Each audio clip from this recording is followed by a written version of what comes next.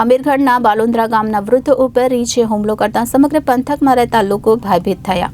ભગવાનભાઈ ઉપર રીંછે હુમલો કરતા ભગવાનભાઈએ બૂમાબૂમ કરતા આજુબાજુના લોકો દોડી આવતા જંગલી રીંછ જંગલ તરફ નાસી ગયું હતું।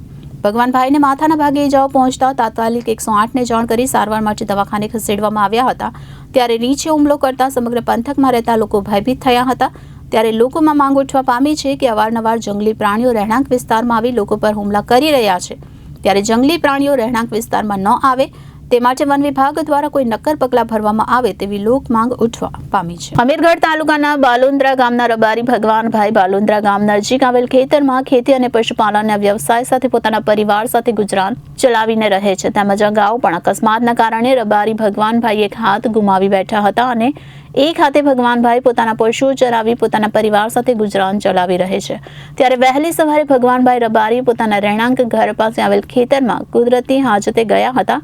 તે દરમિયાન વહેલી સવારે જંગલી રીંછે ભગવાનભાઈ ઉપર એકાએક હુમલો કર્યો હતો। ત્યારે ભગવાનભાઈના માથાના ભાગે રીંછે હુમલો કરતા ભગવાનભાઈને મોટી ઇજાઓ પહોંચતા મોટી માત્રામાં લોહી વહી ગયું હતું। ત્યારે ભગવાનભાઈ ઉપર રીંછે હુમલો કરતા ભગવાનભાઈએ બૂમાબૂમ કરતા આજુબાજુના લોકો દોડી આવતા જંગલી રીંછ જંગલ તરફ નાસી ગયું હતું અને ભગવાનભાઈને વધુ ઇજાઓથી લોકોએ બચાવ્યા હતા। ત્યારે ભગવાનભાઈને માથાના ભાગે ઇજાઓ પહોંચતા તાત્કાલિક 108ને જાણ કરી સારવાર માટે દવાખાને ખસેડવામાં આવ્યા હતા। ત્યારે રીંછે હુમલો કરતા સમગ્ર પંથકમાં રહેતા લોકો ભયભીત થયા હતા। ત્યારે ઉલ્લેખનીય છે કે બાલુંદ્રા અરડીવાડા તેમજ અવાડા ગામો જંગલ વિસ્તાર નજીક આવેલા હોવાથી અવારનવાર જંગલી પ્રાણીઓ રહેણાંક વિસ્તારમાં આવી પહોંચી લોકો પર હુમલો કરી રહ્યા છે।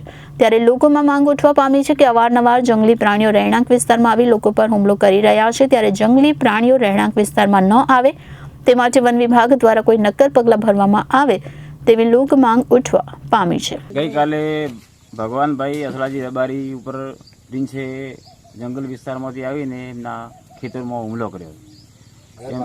એમના ઘરની બાજુમાં જ સવારે કુદરતી હાજતે જવાના સમયે પછી પોતે એક હાથે અપંગ છે અને એમની ઉપર સવારે હુમલો કર્યો હતો ગઈકાલે।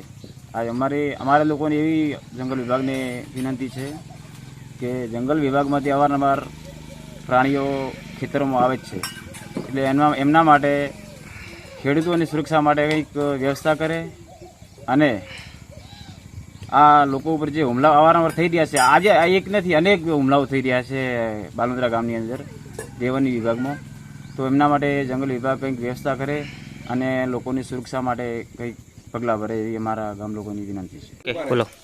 ગઈકાલે અમારા બાલુંદ્રા ગામમાં ભગવાનભાઈ અછળાભાઈ રબારી એમના ઉપર રીંછે હુમલો કર્યો હતો। એમના જે સર્વે નંબરવાળી જમીનમાં પોતાના ખેતરમાં જ એ ઘરની બાજુમાં સવારમાં સંડાસ જવા જતા હતા અને એ વખતે અચાનક રીંછ આવી ને એમના ઉપર હુમલો કર્યો। એ વખતે પછી અમારી ફોરેસ્ટ ખાતામાં એવી માંગ કરીએ છીએ કે અમારા સર્વે નંબરમાં જંગલી પ્રાણીઓ ના આવે એની એ વ્યવસ્થા કરી શકે છે। ભગવાનભાઈ અસળાભાઈ બાલુંદ્રા ગામ જે જમીન સર્વે નંબર ખાતાની છે એમાં ઘરની બાજુમાં જાદરી જવા ગયા પહેલાં હુમલો કરીને એનાથી ઉપર પડી, એટલે અમે ફોરેસ્ટ ખાતાને જે સર્વે ખાતામાં રેસ આવવામાં અધિકાર નહીં આવતો, એટલે એને અમે થોડો પેલો કર્યું એટલે રેસ બુડી ગઈ, એટલે એને બધું ભોડું આખું ચાપ કર્યું। એટલે ફોરેસ્ટ ખાતાની વ્યવસ્થા કરવાની કે અમારે સર્વે નંબરમાં અમે ખેતરમાં તો ગમે એ રહ્યા ઘરની બાજુમાં આ બધો બગાડો કર્યો કે એનાથી કોઈ બી ફોરેસ્ટ ખાતે સગવડ કરે। રિપોર્ટર ભરત પટેલ, જનાદેશ ન્યૂઝ, અમીરગઢ, બનાસકાંઠા।